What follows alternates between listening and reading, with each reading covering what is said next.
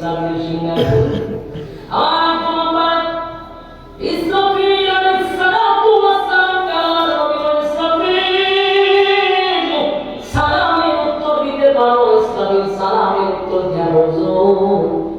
আমার হুকুমের জন্য দাঁড়াস মালিক কখন হুকুম দেয় আমি জানি না।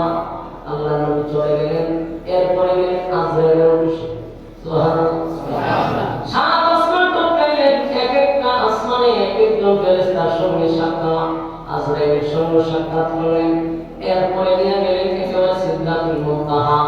সেখানে নেওয়ার পরে আল্লাহ পয়গম্বর বললেন, এরপরে কোথায়? জিবরাইলকে হুজুর এরপর আমার টিকিট নেই, আমরা বাগেরহাটে দেব।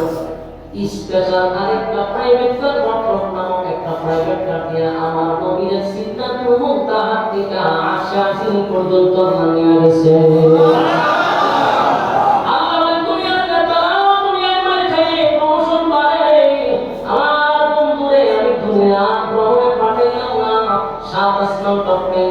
সিদরাতুল মুনতাহা টপকাইয়া আশিয়াসিনে কোন ফেরেশতা যেতে পারে না, কোন ফেরেশতা যেতে পারে না। আমার নবীর সেখানে আমার দিয়া দিছে, বন্ধুর পাশে বন্ধুরে বসাইছে। সুবহানাল্লাহ।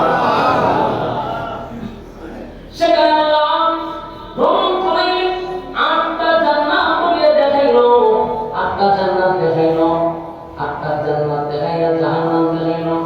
নবীর আল্লাহ একটা গীত করছিল হাউজে কাউসার, সেটার কারণে নবী নিয়ে গেছে। সুবহানাল্লাহ। সব দেখার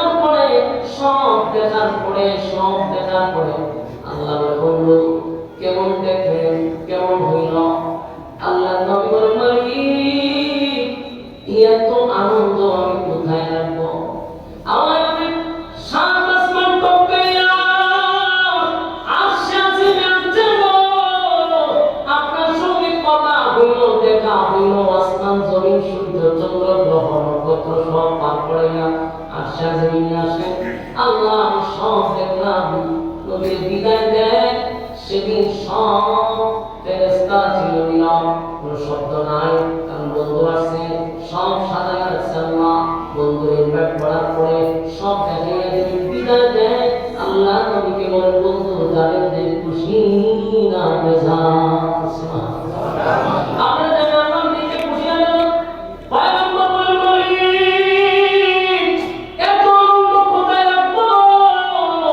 আনন্দের সীমা নাই, সীমা নাই, সীমা নাই, এত আনন্দ কোথায় রাখবো? কিন্তু যাওয়ার সময় ছোট্ট একটা ব্যথা নিয়ে দুনিয়ায় যাব। এই ব্যথাটা আমার ভিতরে থাকবে। আল্লাহ বন্ধু দাঁড়ান, আমার বন্ধু বেজার হইয়া দুনিয়ায় যান না, বন্ধু হতে পারে না। বলে আপনার মনে কি কষ্ট?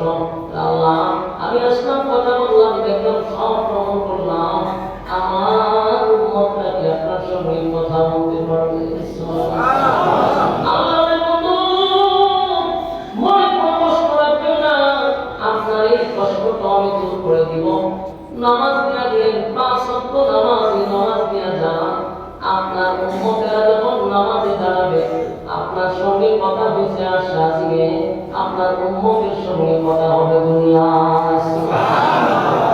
আপনার উম্মতরা যখন নামাজে দাঁড়াবে, তেলাওয়াত করবে তাকবীরের সাথে, তখন আমি আল্লাহর সঙ্গে তার কথা বলতে থাকবে, কথা বলতে থাকবে। সুবহানাল্লাহ। আমি খুশি হইয়া জমিনে ফিরে আল্লাহ বন্ধু وَلَسَوْفَ يُعْطِيكَ رَبُّكَ فَتَرْضَىٰ। এই মেরাজ হতে পারে একটা কারণ।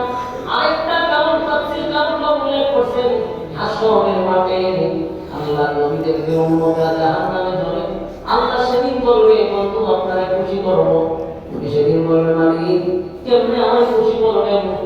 একটা গুনাহগার উম্মত যদি জাহান্নামে যাবে, আমি নবীকে আপনি খুশি করতে পারবেন না। আল্লাহ সেদিন বলেন, ওয়ালাসাউফা ইউতিকা রাব্বুকা ফাতারদা। শীঘ্রই আপনাকে খুশি করব। সেদিন আমার নবীকে আল্লাহ সুপারিশ করার মতো পাওয়ার দিয়ে দিবেন। সুবহানাল্লাহ। এই কারণটা হতে পারে। এরপরে ওয়ালাসাউফা ইউতিকা রাব্বুকা ফাতারদা। আলাম ইয়াজিদকা ইয়াতীমান ফাআওয়া। আল্লাহ বন্ধু আপনি কি এতিম ছিলেন না? আমার যুবকরা এই কথাগুলি আল্লাহ কেন তুললেন? এই কথাগুলি ইমান মালিক কেন তুললেন? আল্লাহ ওই কথাটা আরো বলে পারতেন, কথা বলেননি। কেন তুললেন? কেন তুললেন? ওয়ালাসাউফা ইউতিকা রাব্বুকা ফাতারদা। বন্ধু, এরপর আল্লাহ বলেন ইয়াজিদিকা ইয়াতীমান ফাআওয়া। আল্লাহ যে কথা না বলতে পারতেন, কেন বলেন? এর কারণ হলো, বন্ধু আপনি এতিম ছিলেন, আপনাকে আমি এতিম, আপনি ছিলেন, আমি কি আপনাকে আশ্রয় দিইনি?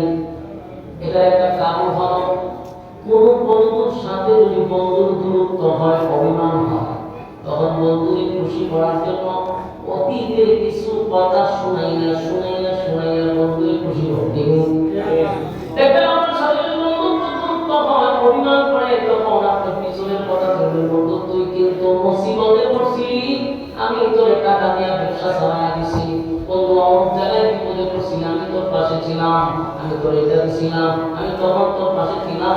অতীতের কথা বইলা বন্ধুর কাছে বুঝাইয়া দেওয়া, আমি তোর আগেও ভালোবাসি, এখনো ভালোবাসি।